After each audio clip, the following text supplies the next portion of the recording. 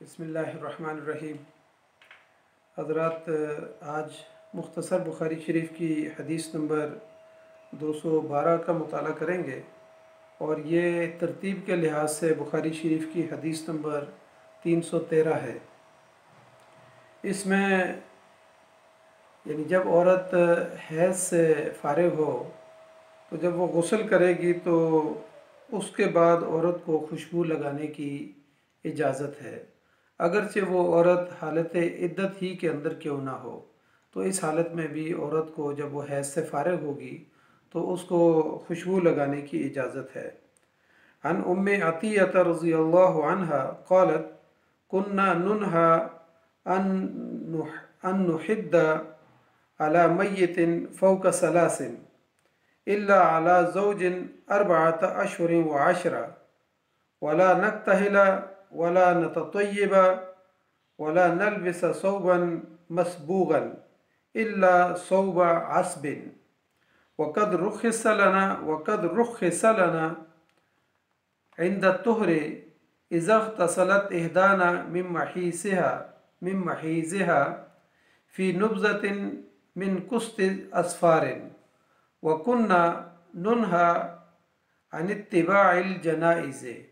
رواہ البخاری۔ حضرت ام عطیہ رضی اللہ تعالیٰ عنہ فرماتی ہیں، انہوں نے کہا کہ ہمیں کسی بھی رشتہ دار کے فوت ہونے پر 3 دن سے زیادہ سوگ منانے سے منع کر دیا گیا تھا، مگر شوہر کے مرنے پر 4 مہینے اور 10 دن تک سوگ کا حکم تھا۔ نیز یہ حکم بھی تھا کہ اس دوران نہ تو ہم سرما لگائیں اور نہ ہی خوشبو اور نہ ہی رنگین کپڑے پہنیں، مگر جس کپڑے کا دھاگا بناوٹ کے لحاظ سے وہ رنگا ہوا ہو پہلے سے تو وہ کپڑا پہننے کی اجازت تھی۔ البتہ حیض سے پاک ہوتے وقت یہ اجازت تھی کہ جب عورت حیض سے پاک ہو کر غسل کرے تو وہ تھوڑا سا قسط اسفار،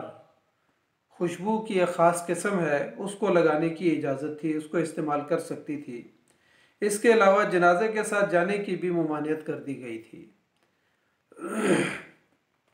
اس حدیث میں خاص طور پر یہ بات بتائی گئی ہے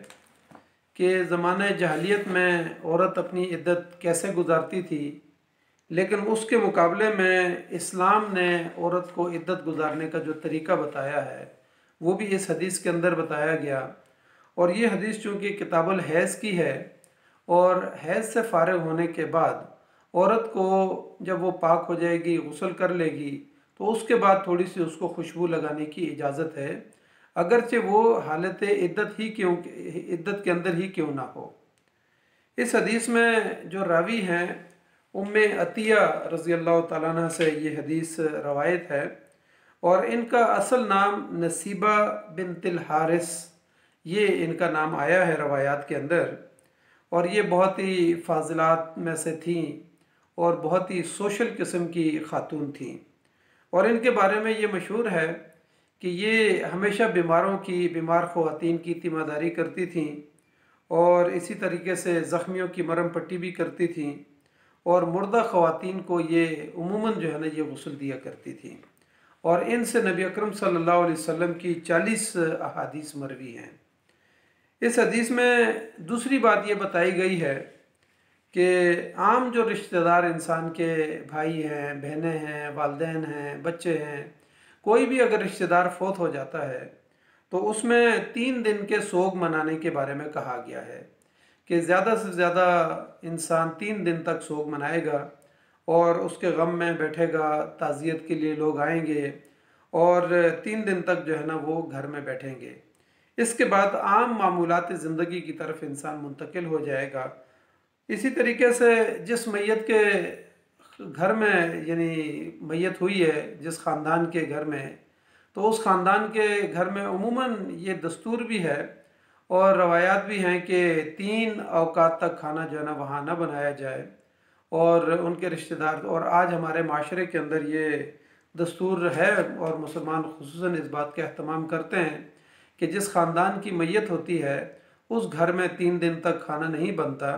بلکہ ان کو بھی اور ان کے مہمانوں کو بھی کھانا کھلانے کا اہتمام موجود ہے۔ یہاں پر عام میت کے بارے میں تو یہ کہا گیا کہ 3 دن کا حکم تھا، لیکن اگر کسی عورت کا شوہر مر جاتا ہے تو اس کے لیے جو سوگ ہے وہ 4 ماہ 10 دن تک کے لیے جو ہے نا سوگ منانے کے لیے کہا گیا ہے، اور اس کو روایات میں ظاہر عدت بھی کہتے ہیں کہ عورت اپنی عدت 4 ماہ اور 10 دن کے اندر جو ہے نا وہ مکمل کرے گی، اور اس دوران جو ہے جو عورتوں کو جن کاموں سے منع کیا گیا ہے اس میں یہ ہے کہ عورت سرما نہیں لگائے گی اور خوشبو کا استعمال نہیں کرے گی، رنگین کپڑے جو ہے نا شوخ رنگین کپڑے وہ استعمال نہیں کرے گی۔ البتہ یہاں پر کہا کہ وہ کپڑا جس کا دھاگا جو ہے وہ پہلے سے رنگین ہو۔ یمن کے علاقے سے ظاہر اس دور میں کپڑے آتے تھے اور دھاری دھار کپڑے ہوتے تھے، اور اس کے بارے میں مشہور یہ ہے کہ وہ دھاگے کے بڑے بڑے لوٹھے بنا دیتے تھے اور اس میں گانٹھیں ڈال دیتے تھے اور اس کے بعد اس دھاگے کو رنگ دیتے تھے، اور جب اس لوٹھے کی جو ہے نا گانٹھیں کھولتے تھے تو پھر بعض جگہ اس کی رنگین ہو جاتی تھی اور بعض جگہ سفید رہ جاتی تھی، تو اس سے جو کپڑا بنتا تھا اس کو دھاری دھار جو ہے نا یعنی کپڑا کہا جاتا تھا۔ تو کہا کہ اگر اس طرح کا کپڑا جو ہے وہ اگر کوئی عورت استعمال کرے جس کا دھاگا جو ہے وہ رنگین ہو یا سفید ہو، سفید اور رنگین دونوں ہو، تو وہ کپڑا جو ہے نا استعمال کیا جا سکتا ہے، لیکن عموماً یعنی عورت کو رنگین اور شوخدار کپڑے جن سے مردوں کی توجہ ان کی طرف جاتی ہو اس سے منع کیا گیا ہے۔ اسی طریقے سے ظاہر ہے عورت گھر سے باہر نہیں نکلے گی، اور ساتھ یہ کہا کہ عورت جنازے کے اتباع میں یعنی کسی اور رشتہ دار کے گھر میں اگر فوتگی ہو جاتی ہے تو اس سے بھی جو ہے نا وہ یعنی جنازے کی اتباع میں نہیں جائے گی اور وہ اپنے گھر کے اندر موجود رہے گی اس عدت کے دوران۔ ہاں جس وقت اس کی عدت مکمل ہو جاتی ہے تو اس کے بعد ظاہر ہے وہ پھر رنگین کپڑے بھی پہن سکتی ہے اور گھر سے باہر بھی جا سکتی ہے، اور اگر وہ دوبارہ کوئی شادی کرنا چاہے تو وہ نکاح کا پیغام کسی کو بھیجنا چاہے یا اس کو کوئی نکاح کا پیغام بھیجنا چاہے تو عدت مکمل ہونے کے بعد، اور اگر فرض کیا اس کا حمل ہے تو پھر وضع حمل کے بعد جو ہے نا وہ یہ سارے کام کر سکے گی، یعنی خاص طور پر شادی اور نکاح جو ہے وہ وضع حمل کے بعد جو ہے نا وہ کر سکے گی۔ اسی طریقے سے یہاں پر یہ بھی کہا گیا ہے کہ عورت جو کہ یہ حدیث ہم کتاب الحیض کے اندر مطالعہ کر رہے ہیں اور یہ حدیث مختلف جگہوں پر بخاری شریف کے اندر آئی ہے، لیکن یہاں پر جو کہ ہم کتاب الحیض کے اندر اس کو مطالعہ کر رہے ہیں تو کتاب الحیض کے اندر یہ کہا گیا کہ جب عورت حیض کے دن مکمل کرے گی اور اس کے بعد اگر وہ غسل کرے تو غسل کرنے کے بعد جو ہے وہ خوشبو کا استعمال کر سکتی ہے۔ تو یہاں پر یہ فرمایا کہ اگر عورت حالت عدت کے اندر بھی ہے اور اس کو حیض آتا ہے تو اس دوران جو ہے وہ یعنی وہ خوشبو جو ہے نا اس کو لگانے کی اجازت دی گئی ہے، اور کہا کہ کست اسفار جو ہے نا یہ خاص قسم کی خوشبو تھی جو عرب کے اندر مشہور تھی، اور ان کو عورتوں کو یہ والی خوشبو لگانے کی اجازت دی گئی تھی تاکہ حیض کے بعد جو کراہیت ہوتی ہے اس کا جو ہے اثر اس سے زائل ہو جائے۔ تو یہ والی اجازت جو ہے نا یہ اب حدیث کے اندر کہا کہ نبذۃ من کست اسفار، نبذہ کا معنی ہوتا ہے کہ ٹکڑا، قطع، یعنی چھوٹا سا ٹکڑا یا تھوڑی سی چیز جو ہے نا یا تھوڑی سی خوشبو جو ہے وہ استعمال کر سکتی ہے، اور کست اسفار جو ہے اس کے لیے لفظ جو ہے نا بعض محدثین نے کہا کہ یہ چھوٹے کاف کے ساتھ کاف سین تے نہیں ہے بلکہ یہ موٹے کاف کے ساتھ ہے، یعنی کست زفار کہا، بعض روایات میں آتا ہے کہ کست زفار ہے یہ لفظ۔ تو انہوں نے کہا کہ زفار عدن کا جو ہے نا سائلوں میں سے ایک سائل ہے اور اس کا نام ہے زفار۔ اسی طرح علامہ قرطبی یہ کہتے ہیں کہ یمن کا ایک شہر ہے جس کو اسفار یا زفار کہا جاتا ہے، اور اسی طریقے سے مسلم شریف کی حدیث کے اندر جو الفاظ آئے ہیں ان میں آتا ہے کستوں و ازفار، یعنی اس میں ازفار کا لفظ آیا ہے اور موٹے کاف کے ساتھ سین اور طوا کے ساتھ آیا ہے کست ازفار۔ اور اس لفظ کے محدثین نے پھر کہا کہ یہ چونکہ کہا کہ یہ اچھے الفاظ ہیں اور اس کے جو معنی ہیں وہ 2 مختلف قسم کی خوشبوؤں کے بارے میں کہا کہ یہ 2 مختلف قسم کی خوشبوئیں ہیں۔ کہا کہ کست جو ہے یہ ایک سیاہ رنگ کی جو ہے نا خوشبو کا ٹکڑا ہے، اور اسفار کے بارے میں کہا کہ یہ ایک خاص قسم کا لوہان ہے جس سے جو ہے نا دھواں اور دھونی جو ہے نا وہ لی جاتی ہے۔ تو کہا کہ اور بعض لوگوں نے کہا کہ زفار جو ہے یہ یمن کے 4 شہروں کے مختلف نام ہیں جن میں زفار آتا ہے، اور انہوں نے کہا کہ اصفار جو ہے نا ایک خاص قسم کا اس علاقے کا عطر ہے جو خوشبو کے لیے استعمال کیا جاتا تھا۔ تو عورتوں کو جو ہے نا حالت عدت کے اندر ہوں یا ویسے اگر وہ حیض سے پاک ہو کے غسل کریں تو اس حالت کے اندر جو ہے ان کو یہ خوشبو لگانے کی تھوڑی سی اجازت نبی اکرم صلی اللہ علیہ وسلم نے دی تھی۔ ویسے تو عموماً عورتوں کے لیے خوشبو کو منع کر دیا گیا ہے کہ وہ جب گھر سے باہر نکلیں یا گھر کے اندر ہوں تو اس موقع پر بھی جو ہے نا ایسی خوشبو جس سے جو ہے نا دوسرے لوگ متوجہ ہوتے ہوں یا مرد حضرات متوجہ ہوتے ہوں، عموماً عورت کو جو ہے نا یہ خوشبو لگانے سے، ایسی خوشبو لگانے سے منع کیا گیا ہے۔ لیکن آج کل کے دور میں مختلف قسم کے لوشن ہیں جو بغیر خوشبو کے جو ہے نا لوشن ہوتے ہیں، وہ استعمال کیے جا سکتے ہیں، غسل کے لیے بھی استعمال کیے جا سکتے ہیں اور مخصوص عضو کے اوپر بھی جو ہے نا اس کو لگایا جا سکتا ہے۔ اسی طریقے سے یعنی اسلام نے عورت کو عدت گزارنے کا ایک خاص طریقہ بتایا ہے، اور اس میں جو پابندیاں عورت کے اوپر لگائی ہیں یہ اس کی تحقیر نہیں ہے، بلکہ اسلام سے پہلے جو عرب جاہلیت کے اندر یا آج کل بھی دنیا کے اندر جو ہے نا مختلف مذاہب کے اندر جو جاہلانہ رسوم اور رواج موجود ہیں، اسلام نے اس کے مقابلے میں عورت کو ایک معزز طریقے سے عدت جو ہے نا گزارنے کا طریقہ سکھایا ہے۔ مثال کے طور پر ابھی تو اسلام نے یہ کہا کہ عورت جو ہے نا خوشبو نہیں لگائے گی، کپڑے رنگین اور شوق نہیں پہنے گی، اور 4 ماہ 10 دن تک اپنے گھر میں رہے گی، اور اس دوران جو ہے نا وہ نکاح کا پیغام کسی کو نہیں بھیج سکتی اور اس کو بھی کوئی نکاح کا پیغام نہیں بھیج سکتا، اور وہ اپنے گھر کے اندر موجود رہے۔ لیکن زمانہ جاہلیت کے اندر یا پھر آج کل کے ہم ہندو مذہب کے اندر بھی دیکھتے ہیں کہ مختلف جو ہے نا انہوں نے عورت کے اوپر جو ہے نا یعنی وہ دوبارہ شادی نہیں کر سکتی، یا عورت کو جو ہے نا شوہر کے ساتھ جو ہے نا بڑے عرصے کے لیے بند کر دیا جاتا تھا، یا پھر شوہر کے ساتھ اس کو جلا دیا جاتا تھا۔ اس طریقے سے جو ہے نا رسم و رواج بھی موجود تھے۔ لیکن عرب جاہلیت کے اندر تو یہ تھا کہ 1 سال کے لیے ایسی عورت کو جس کا شوہر مر جاتا تھا،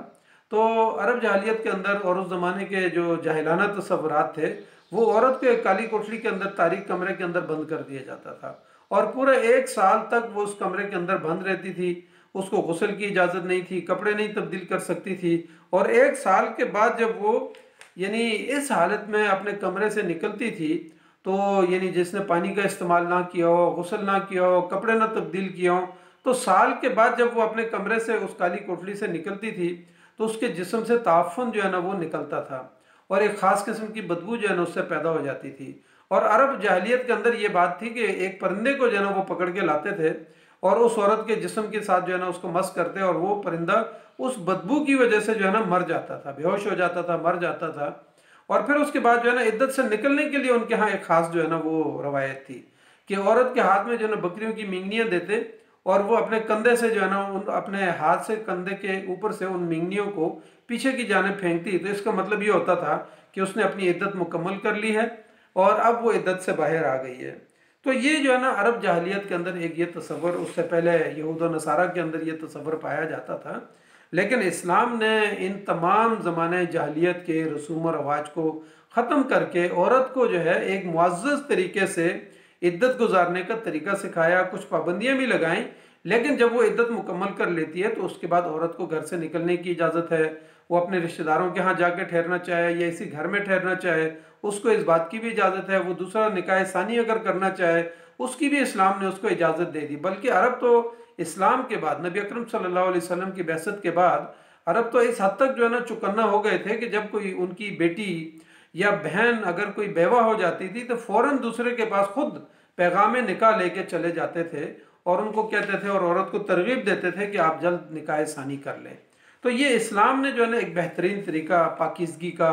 طہارت کا، چاہے وہ روحانی ہو، اخلاقی ہو، جسمانی ہو، ہر لحاظ سے اسلام نے ہمیں یہ پاکیزگی سکھائی ہے تاکہ ہم ایک دوسرے کے ساتھ میل جول رکھیں، پیار و محبت ہو اور صفائی اور ستھرائی ہو۔ تو اس طریقے سے جو ہے نا ایک اس کے ذریعے سے انسانوں کے جسم سے تعفن اور نفرت نہ پیدا ہو، بلکہ انسان انما المؤمنون اخوہ کہا گیا ہے کہ تمام جو کلمہ گو ہیں وہ آپس میں بھائی ہیں۔ تو یعنی اس طریقے سے اسلام نے خواتین کو اور مردوں کو ایک خاص طریقے سے زندگی گزارنے کا طریقہ سکھایا ہے اور سلیقہ سکھایا ہے۔ تو اللہ تعالیٰ سے ہم دعا کرتے ہیں کہ اللہ تعالیٰ ہمیں نبی صلی اللہ علیہ وسلم کی اس حدیث کے اوپر عمل کرنے کی توفیق عطا فرمائے۔ جزاک اللہ خیر۔ السلام علیکم ورحمۃ اللہ وبرکاتہ۔